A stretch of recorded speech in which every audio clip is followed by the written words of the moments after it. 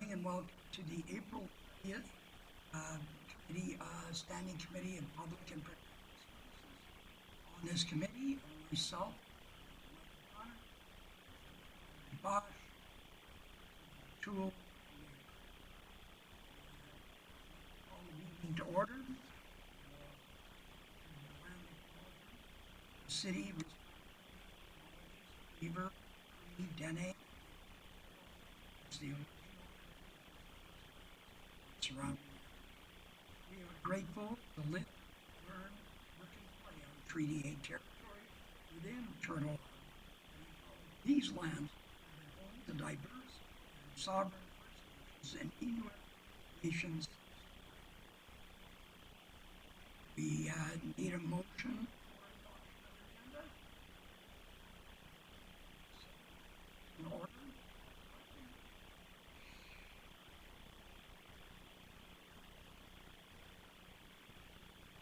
And then we have a delegation. Stars with Jackson, Farnden. Gave you a new name. Oh, that's great. Morning, Glenda. Your microphone's on. So whenever you're ready. Okay.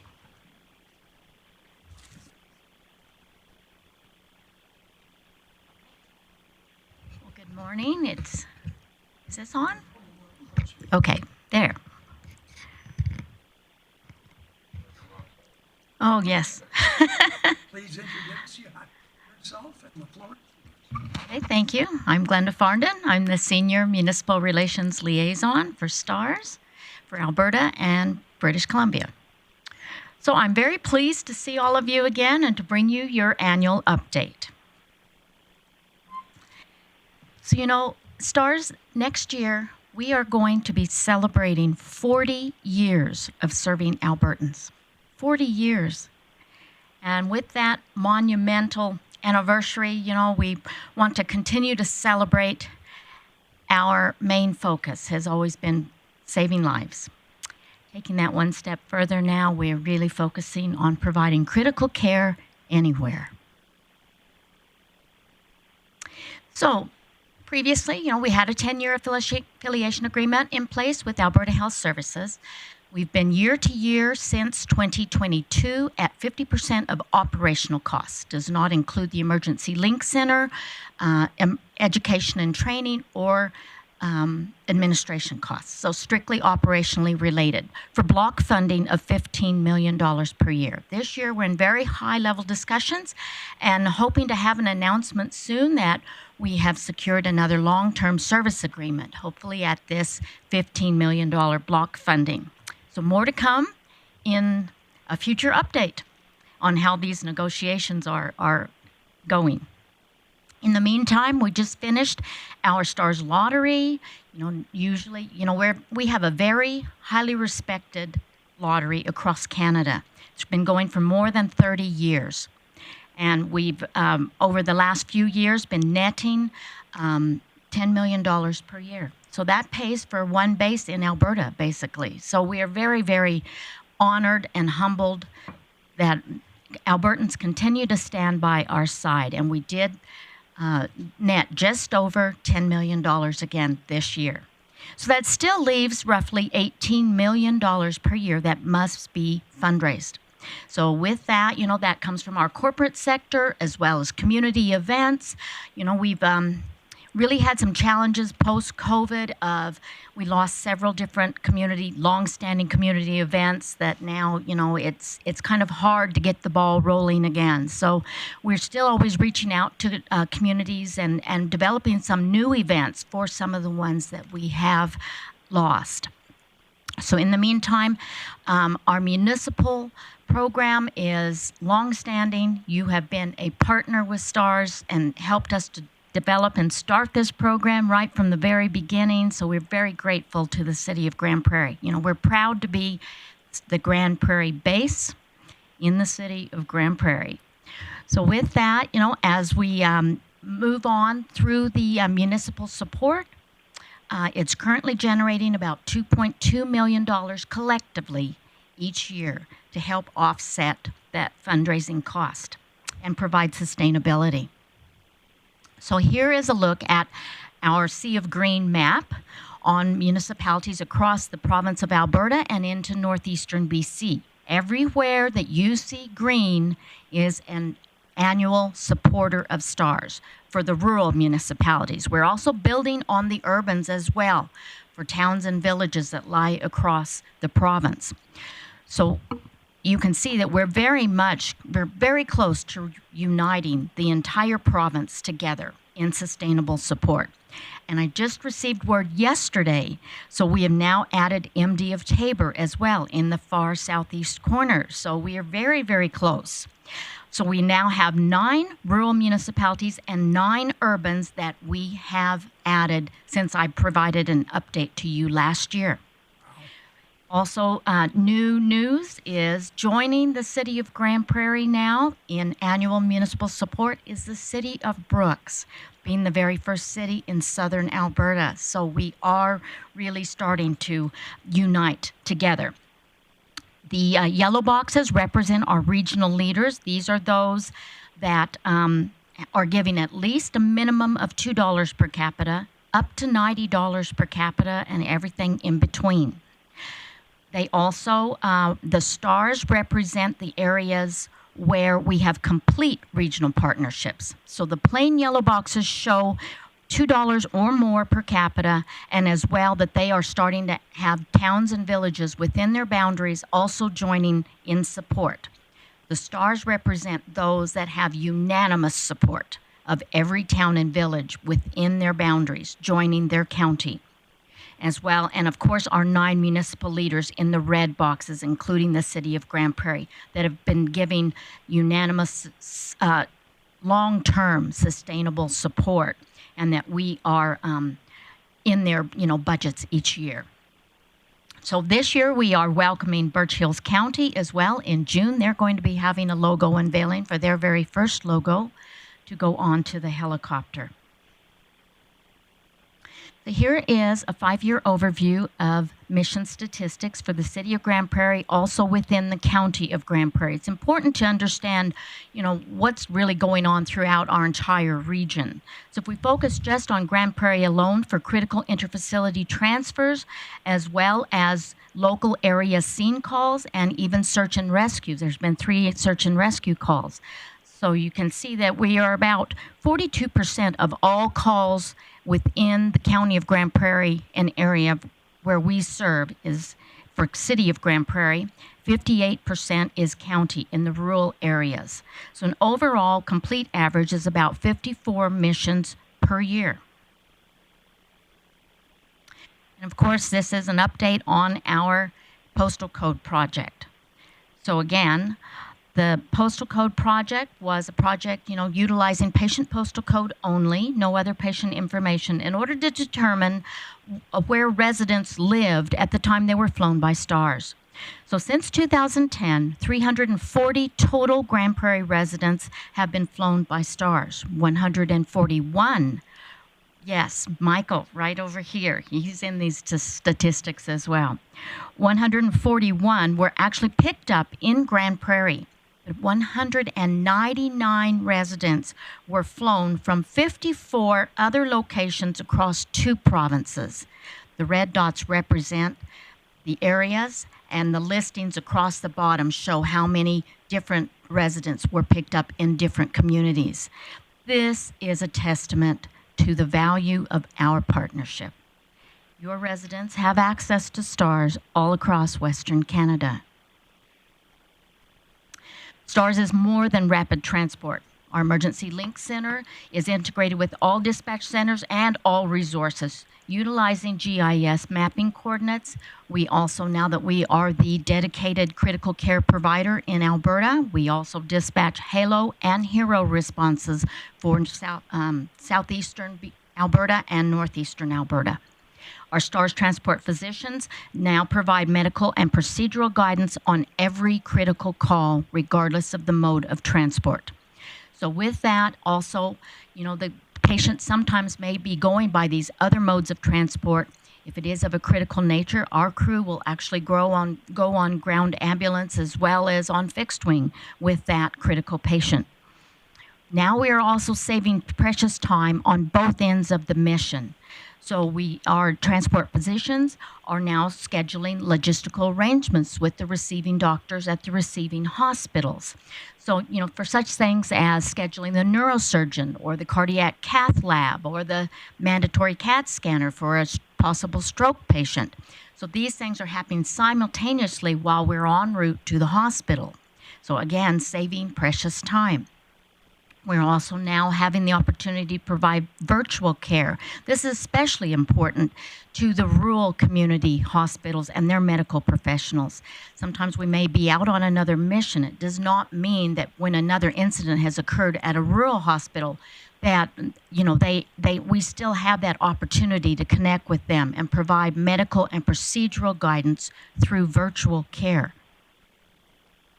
STARS is known to be, throughout the world, as a well-respected, innovative leader. We were the very first program in North America to be able to have night vision goggle capability. We've celebrated more than 20 years. 50% of our call volume is at night, so literally tens of thousands of patients' lives have been saved because we have had this capability. Universal blood on board. We were the very first helicopter EMS program in North America, again, to be able to carry universal blood. We used to carry 2 units of blood. Now, with increasing demand, especially for severe trauma patients that require more than 2 units of blood, we now can carry up to 4 units of blood. This has been the difference between life and death for many patients. And this is an absolute Canadian first. Only in last October, so brand new news coming to Alberta, that for the massive hemorrhage protocol, we are now carrying 2 different blood additives that can be utilized when a patient requires more than 2 units of blood in order to reverse anticoagulation as well as promote blood clotting. So these can be added when those patients require more than 2 units of blood. We are also known as critical care experts. Our crews must mandatory training up to between 150 to 200 hours of training per year.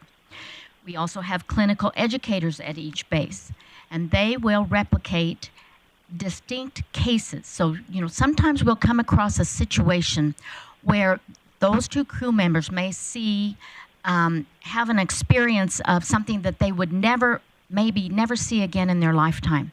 Instead of those being the only 2 crew members, we will recreate and replicate that case and put all crew members through that same experience. So every single crew member has that knowledge and experience.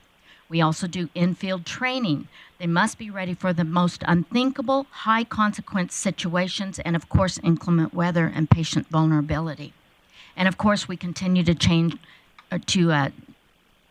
with our chain of survival partners, especially for landing zone training.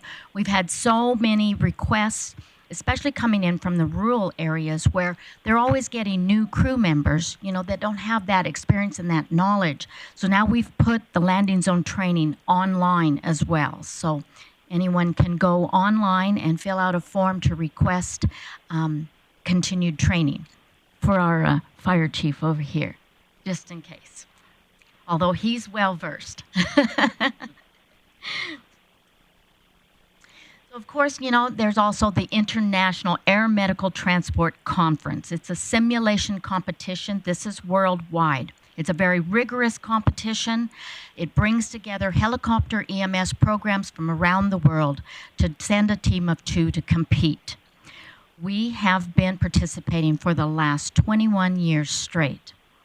This particular competition this last October, they must utilize the human patient simulators, the high-fidelity mannequins. Our team of 2 must triage multiple patients in the most inconceivable critical situations. They're graded on decision-making, timing, and of course, the patient outcomes. So this last year's scenario for our team was the fact that they were faced with 3 critical patients. The husband was ejected from a vehicle. It was a head-on collision. The husband was ejected from the vehicle with a massive head trauma. The mother was in the front seat, pregnant and going into cardiac arrest.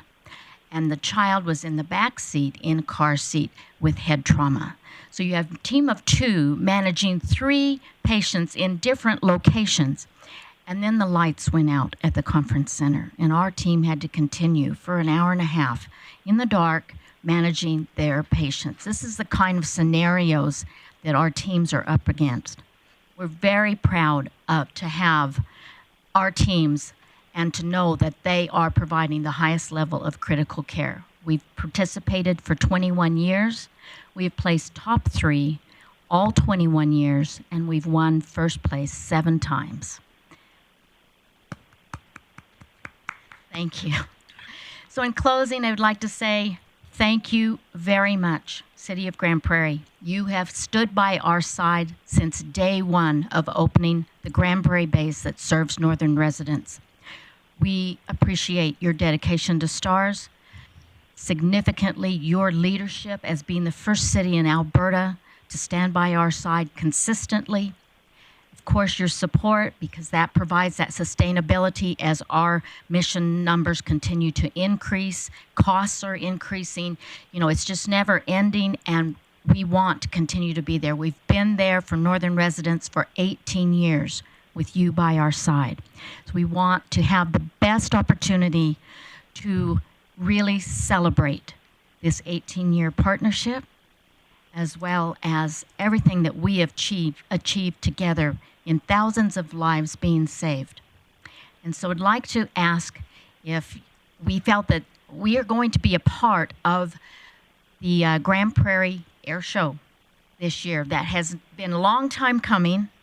We feel that, and we are going to be a part of it, we feel that this is the best opportunity to showcase our partnership, celebrate, unveil your logo being moved to the cowling, which represents more than $1 million in continued support.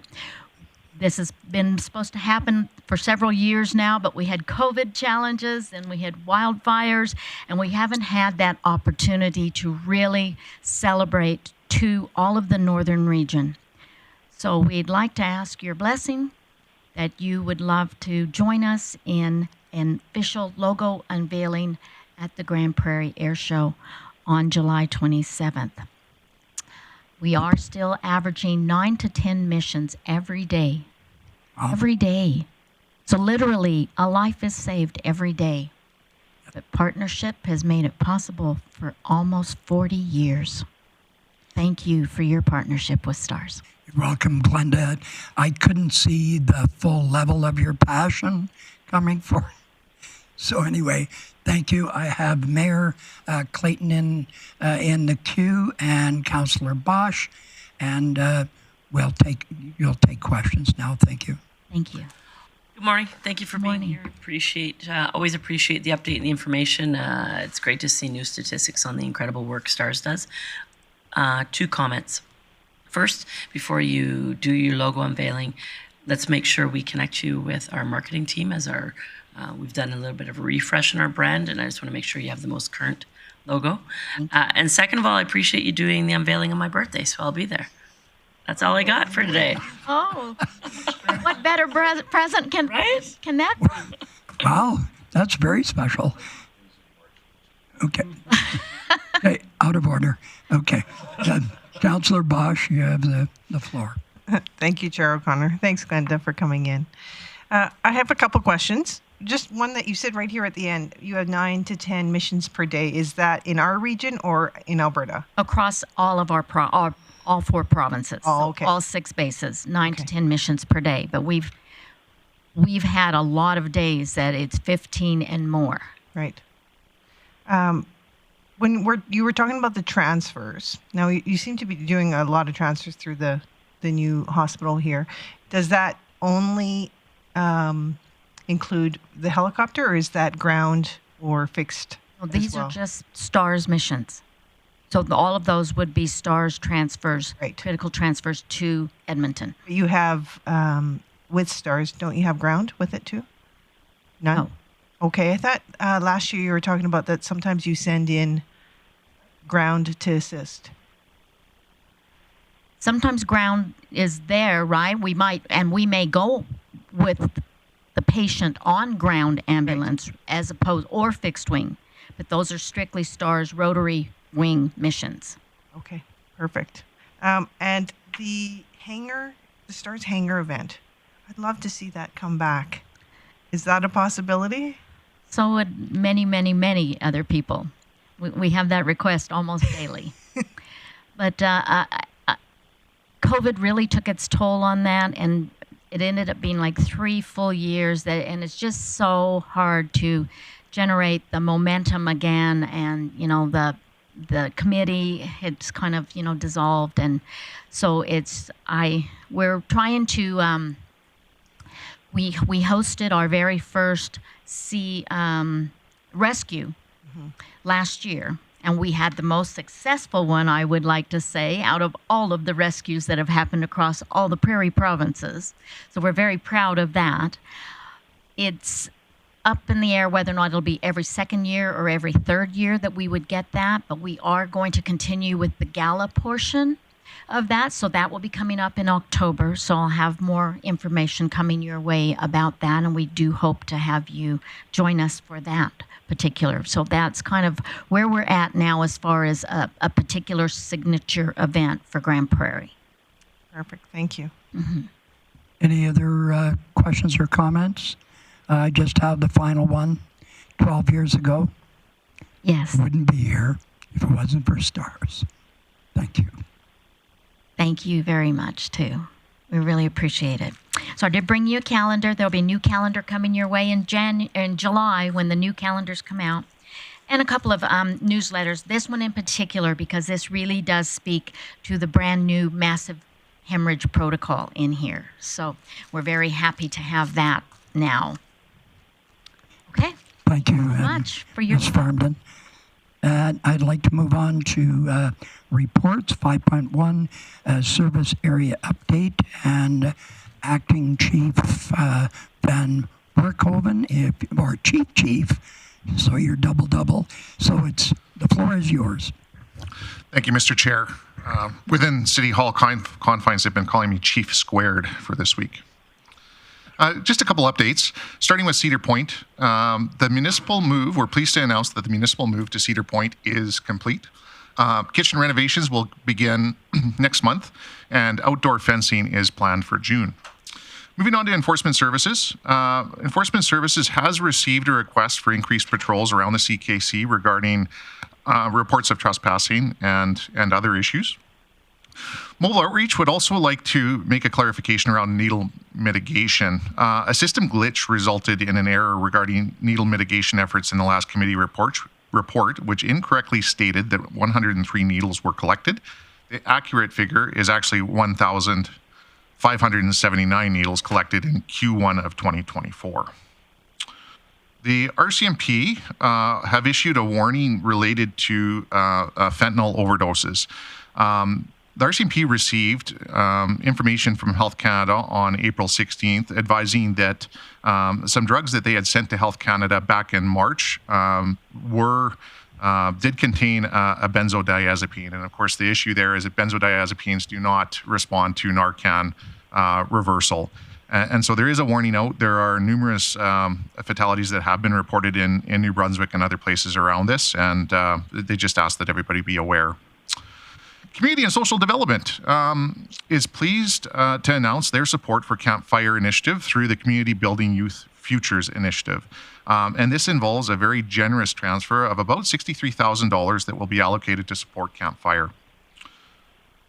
This support underscores the alignment between Campfire's objectives and the outcomes of the Community Building Youth Futures, further empowering youth and enriching their developmental journey. Community and Social Development would also like to invite everybody to join the mayor for a proclamation at 2 p.m. on May 1st, officially launching Youth Week for 2024. Moving on to housing and homeless initiatives, the Mustard Seed grand opening was well attended by council, other agencies, and Mustard Seed leadership team.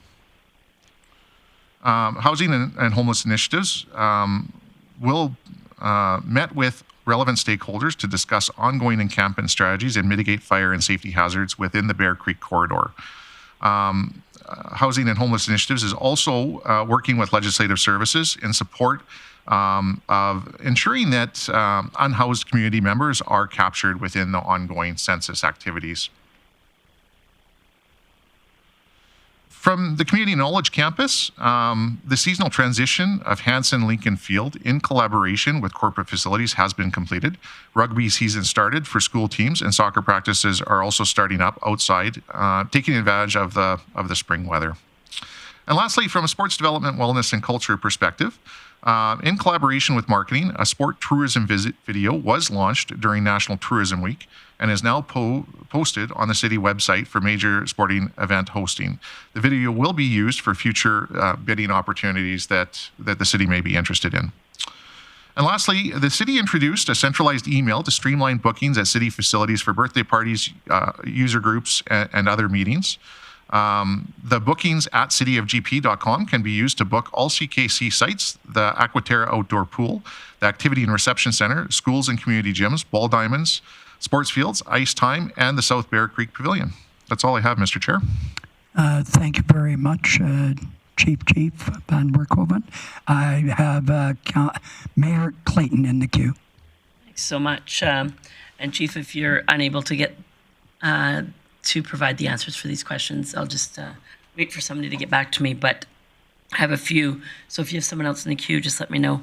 The needles, so our estimate, we had a miscalculation, and the accurate number is approximately 1,500. Can you tell me that period of time? I missed that. Through the chair, I can, Madam Mayor. That was for Q1 of 2024. Do you happen to know how that compares to 2023? I do not, but we can certainly get that for you. Okay, thank you. Can I continue? You mentioned a drug that, a street drug that's not, individuals aren't being resuscitated from naloxone. Can you tell me the street name of that drug? Yeah, so Health Canada came back and reported that it was fluorofentanyl mixed with bromozolam, which again is a benzodiazepine. I don't see any other nicknames or. So it's a hybrid fentanyl, basically. That's correct. It's a fentanyl, so an opiate mixed with a benzodiazepine. Okay. Do we happen to know if it's been in our region yet, or primarily just been found in New Brunswick so far? Yeah, thanks, Madam Mayor. No, this is confirmation from the RCMP that it has been found in our area as a result of testing or drugs that were tested by Health Canada that were seized February 28th in Grande Prairie, sent to Health Canada for testing, and that testing just came back April 16th, reporting that this is in our community. Thank you. My last question, I heard from a few county residents over the weekend, and I reached out to the CAO. I think he reached out to you. Maybe you can just, for those who might be watching at home, do you have any additional context or information about the helicopters that were flying in the Dunes area south of the city over the weekend? There appeared to be multiple helicopters. We understand it might have been training, but do you happen to have any additional context on that? I don't, Madam Mayor, but we can certainly ask some other questions. What I could say, based on my experience in this region and based on my experience as a first responder, is it's not uncommon for STARS or TSTAR to do training in the South River Valley area. And I would also be I'd be very surprised if Forestry didn't have an aircraft up doing surveillance, looking for spot fires, recreational activity, that sort of thing.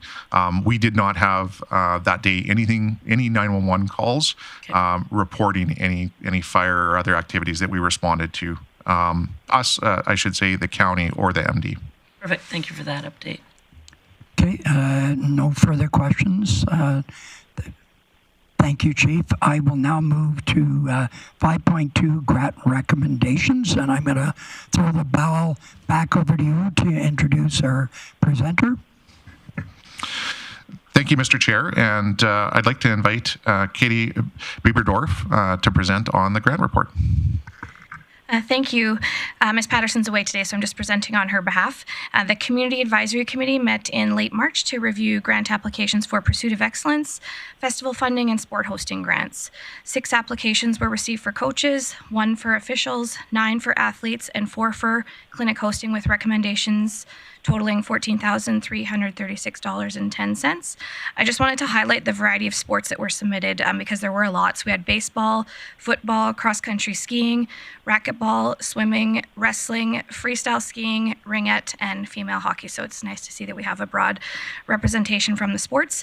We did receive 1 late application as well for festival funding for the Filipino Association, and that was accepted by the committee based on the timing of the event and recommended for $7,000.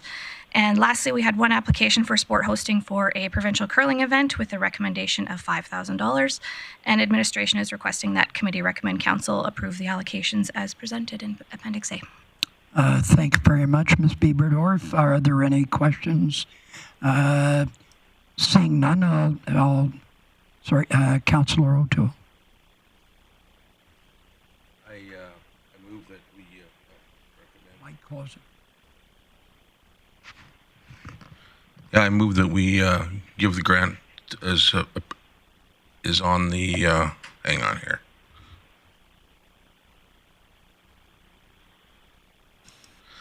I move the committee recommend council approve the funding allocations as presented in Appendix A. Thank you. Mayor Clayton. Thanks for that opportunity, Chair O'Connor. I just wanted to mention I really appreciate the report, but in addition, I think that, as you mentioned, the broad span of sports that applied is a huge indicator of the recreational community and opportunity in this region. I yesterday met with an emergent care doctor who was moving, who's decided to move to Grande Prairie, so we got another one. So that was great. But their children were basketball players, and they assumed that probably all we had here was hockey, that we didn't have multiple sports. So it was a great conversation, talking about not only how incredible our world-class facilities are, about the broad span of recreation that we actually provide in our region. And I think this application period really shows a testament to that. So thanks for the work that not only your department does, but to our athletic organizations across the community and across the region. They're led by volunteers, and on a regular basis, they put endless hours in, and at times it's thankless. And so I just wanted to say kudos to all those who continue to provide opportunities for recreation in our region. Thank you. Thank you. And we took the vote. I think it was carried. Because it shouldn't have been there yet. Yeah, well, we're a very eager council, so the call to question had carried 4-0. Thank you very much, Ms. Bieberdorf. And we'll now go to Cedar Point. the Cedar Point, and I'm pretty sure that's back to Chief Van Werkhoven. Thank you, Mr. Chair, and I'd like to invite Wendy Hughes up to present on the Cedar Point detailed budget. Thank you. Ms. Hughes, the table is yours. Thank you, through the chair. The report before you includes an overview of the 2024 to 2027 operating budget for Cedar Point.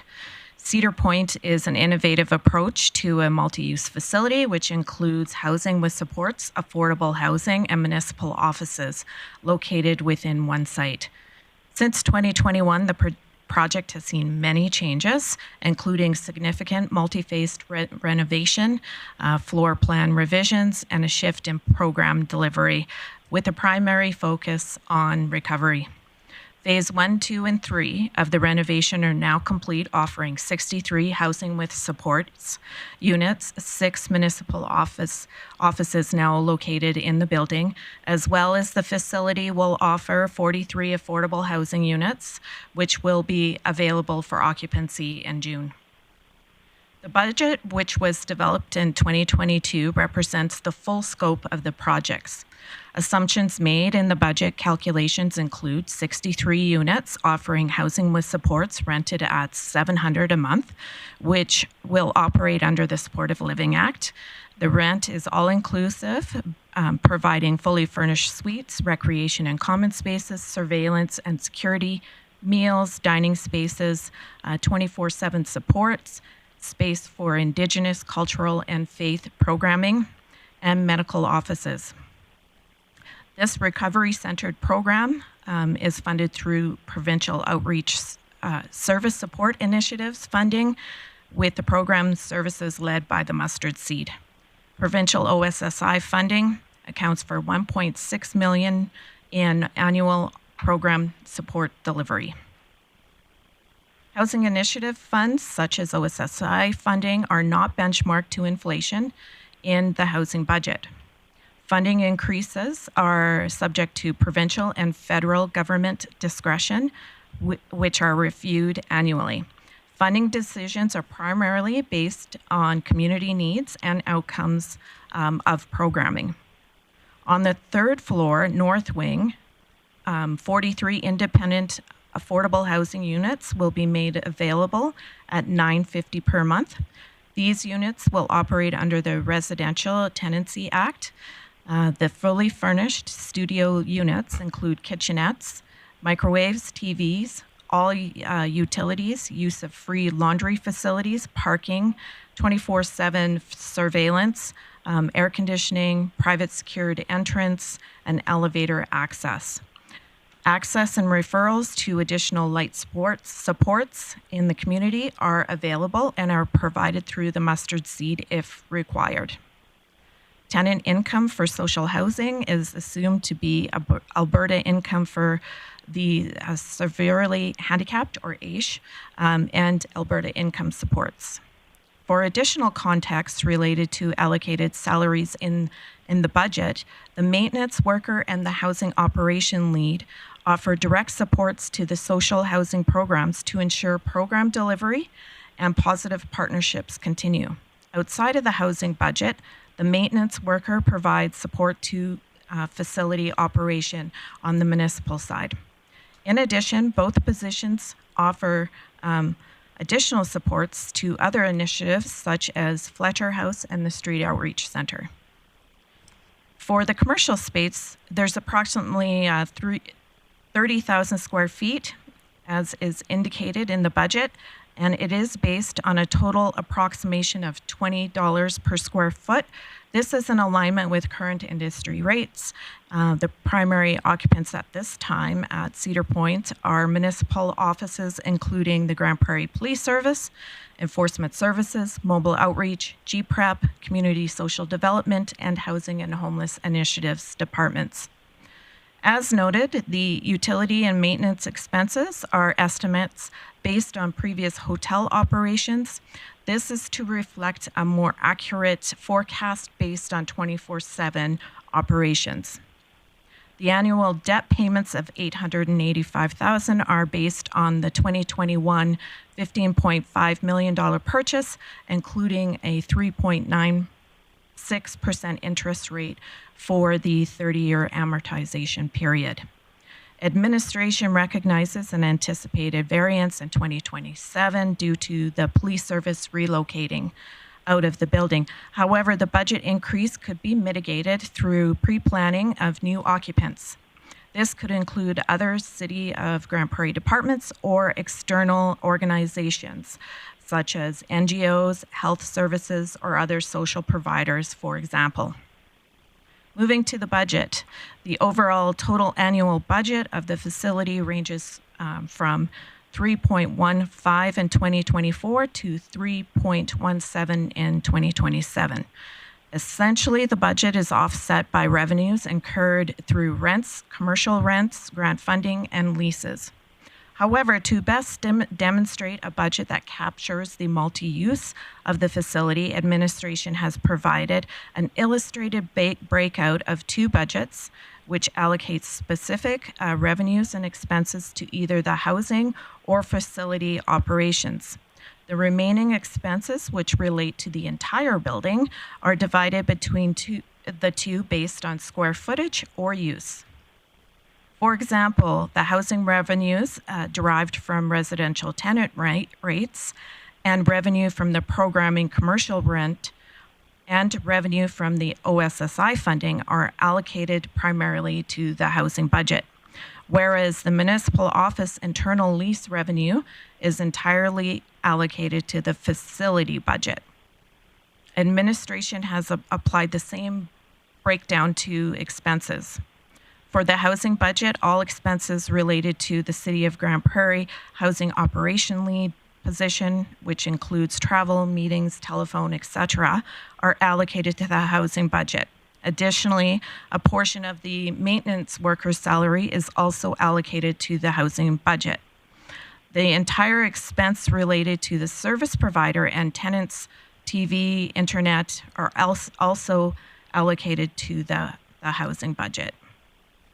For this facility budget, expenses related to the City of Grande Prairie salaries, including custodial staff, and the remainder of the maintenance worker's salary is allocated there.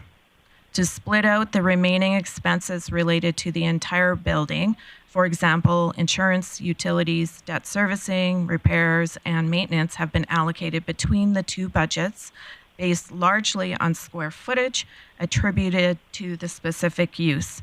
The same method was used for dividing the debt payments. To further highlight municipal investments in homeless initiatives, administration has provided further context illustrated in the Housing and Homeless Initiatives budget found in Table 3. As captured in the 2024 budget, Community Housing Administration provides municipal staffing which contribute to the overall strategies in addressing homelessness. These efforts include project management like Cedar Point and CAB Advisory Committee, coordination, encampment and emergency responses and strategies, program development and implementation, coordinated access, refinement and development, provincial, federal, and agency collaboration, and investments in ongoing supports such as land transfers, Indigenous supports, and additional advocacy as required. The municipality also provides funding to St. Lawrence Centre for daytime shelter operations and the overall maintenance and operations of Fletcher House. Administration recognizes a number of positive impacts of the Cedar Point project and other initiatives in our community. And through this process, Cedar Point's renovation created term-certain employment opportunities, including engineering, construction, project management, and trades.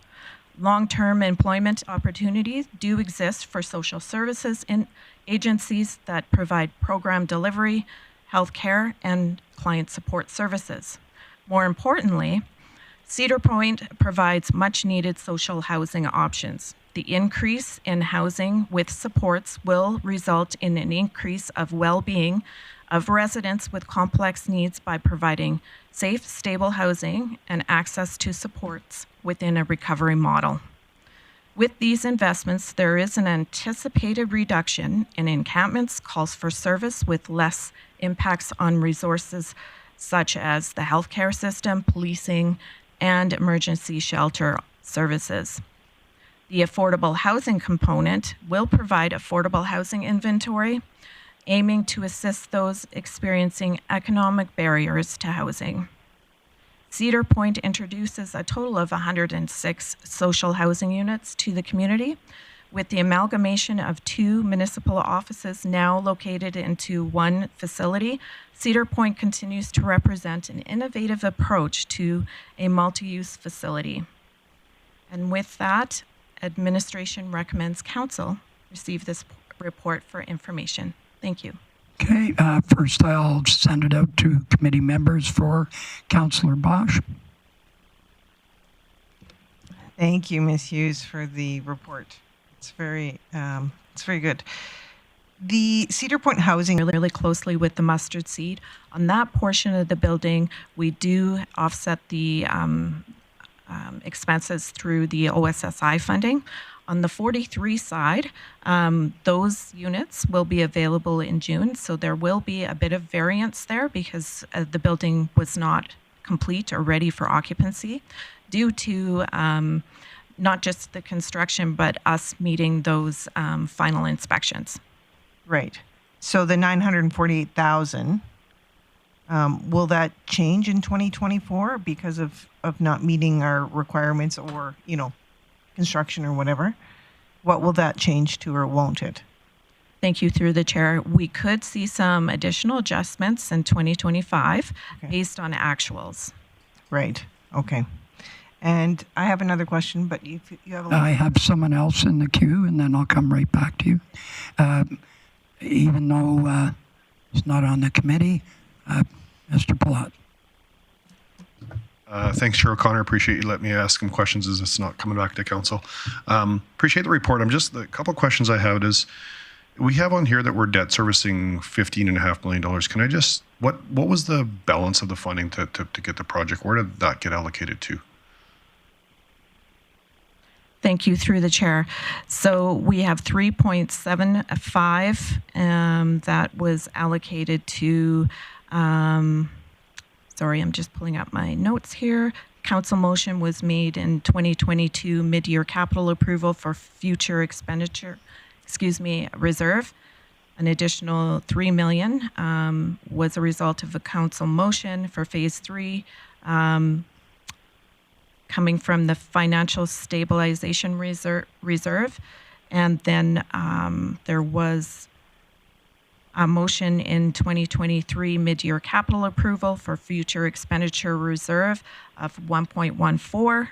And then finally, 780,000 was a motion that was approved in October of 2023 for roof replacement, and that was from the financial stabilization reserve. Okay, so thanks. So all the other stuff coming to reserves, we're only borrowing the 15.5 to get the project off the ground.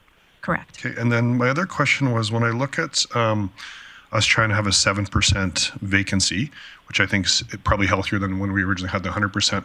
I'm curious how that looks in 2024 when we're June 1st tomorrow, or May 1st tomorrow, and we're basically have a whole bunch of vacancies already. Like, how achievable is a 7% vacancy over the 2024 season, knowing that we're have a lot of vacancies now? May 1st is rolling around tomorrow. Like, just concerned, 7% seems a little aggressive. It almost feels like we'd have to fill the building tomorrow and have it full for the rest of the year to even be close to 7% vacancy this year. Thank you through the chair. So we could look at this budget as it was based on actuals back in 2022, or forecasts rather than actuals.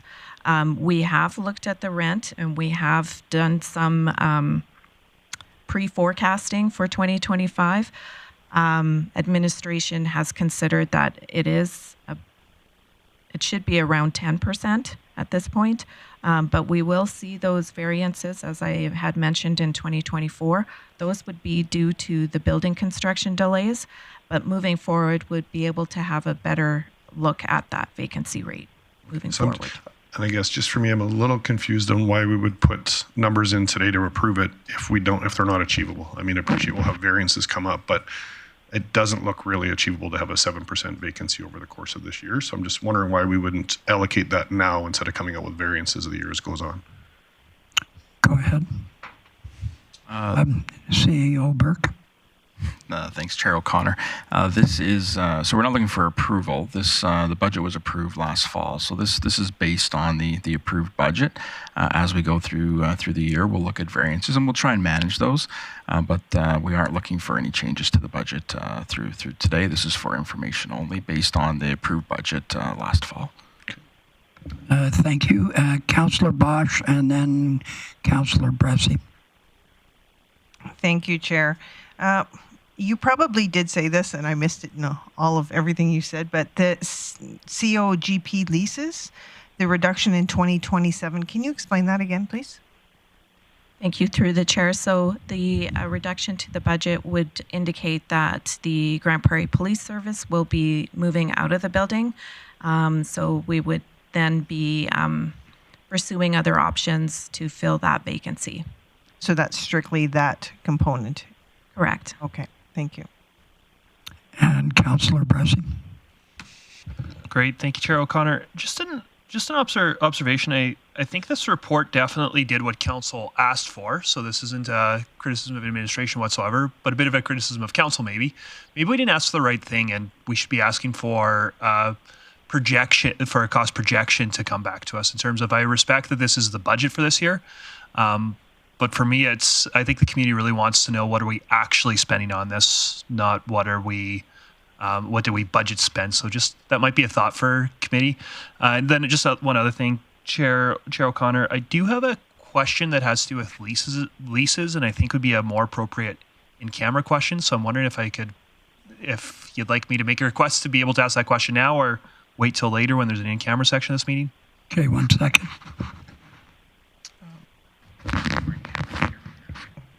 We can bring it up in camera later. Thank you. And CEO Burke. No, I appreciate that feedback. So as we're doing quarterly reporting, we will be updating council as part of that on the variances of this facility. As this is a new operation, some of this is feeling it out as we go. So time will be. I don't know if there's any further information we would have to update these projections. It really is getting in there, seeing what the utilities are, seeing what the operations are. There's no additional information we have right now that we would be able to update these projections, except for time. And so you'll see that as the variance reports throughout the year go forward, and we'll keep you council updated on that. Councillor Bosch. Thank you. This one might be anecdotal, but you talked about reduction on other services. Has your team seen a reduction by this facility opening up and getting residents in there? Have you seen a reduction on the other services that were needed in, let's say, last year to this year? Thank you, through the chair. So certainly we have been able to house a number of our tenants for a long term, since actually we've had the pilot project by the name of Parkside. We have had those tenants with us for quite some time, and successfully so. We have also introduced Fletcher House, which is 42 units. So with the combined efforts of the two, we have seen some positive outcomes. We have seen individuals coming straight from mats being able to be placed into the Cedar Point supportive housing units. Primarily, what we're looking for is a best fit for individuals and the program, not certainly circumstances or the time that they have been on wait lists. So we're looking at that recovery model. We have seen some of our tenants celebrate sobriety for about 1 year. We've had tenants move on to independent living units or back to their home communities. So we have seen successes at the program level, and under the guidance of the mustard seed, I believe that's going to continue. Thank you for that. Thank you. I do have one question in regards to Councillor Bosch stole half of my question, because I was concerned, what impacts are we seeing, and are we able to monitor how many less calls we have? And I think that's what Councillor Bosch was alluding to. So my question revolves around, what is the current, if known by mobile outreach, how many street engaged individuals there are in the street today? And if you don't have the information, you can send it to us later. Thank you, through the chair. I think I would like just a chance to get those numbers correct for you. Okay, thank you very much. With that, we have a very busy agenda today, so we will thank you very much for your report. And we'll have no correspondence, no other business. We'll go to Motion to. Okay. That was a little rushy here. Okay, who will do the business on accepting this report for information? I think I got that covered, Council. Okay. Mike O'Connor. Okay. Move the committee receives the report for information. Thank you. Call the question.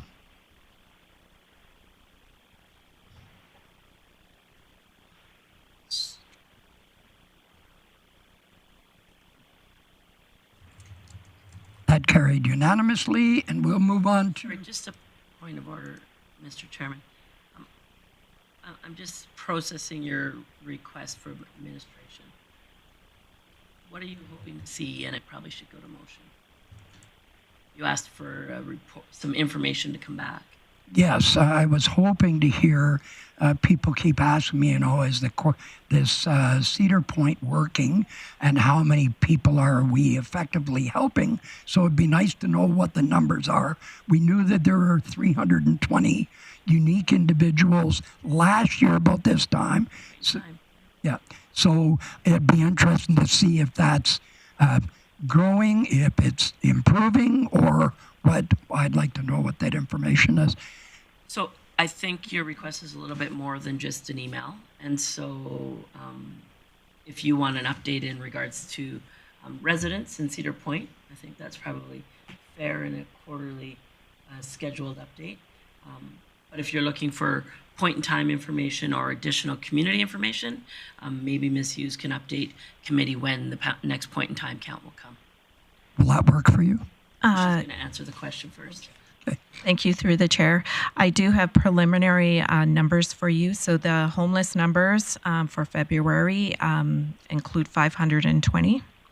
And then in March is 543 based on our data sets.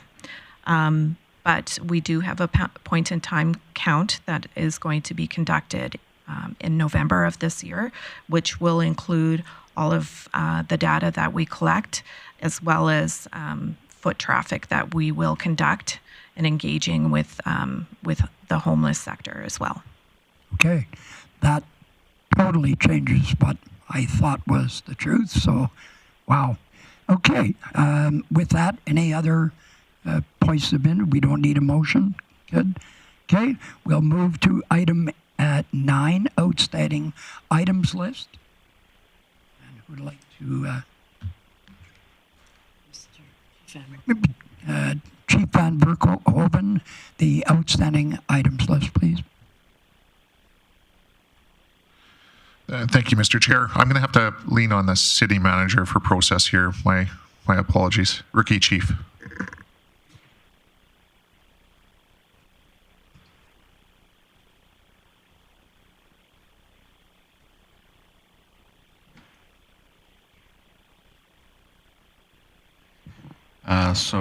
Item 1240 was presented today, so we move that. There will be further information as quarterly variance reports come forward, but we remove it from this item.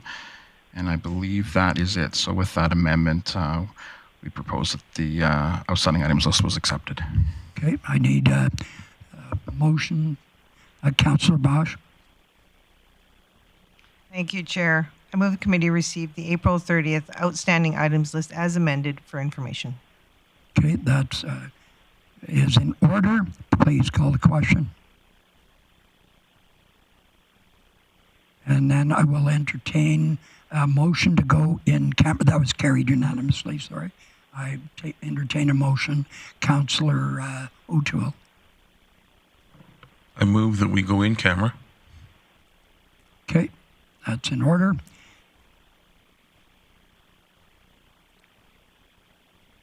Okay, that was carried unanimously.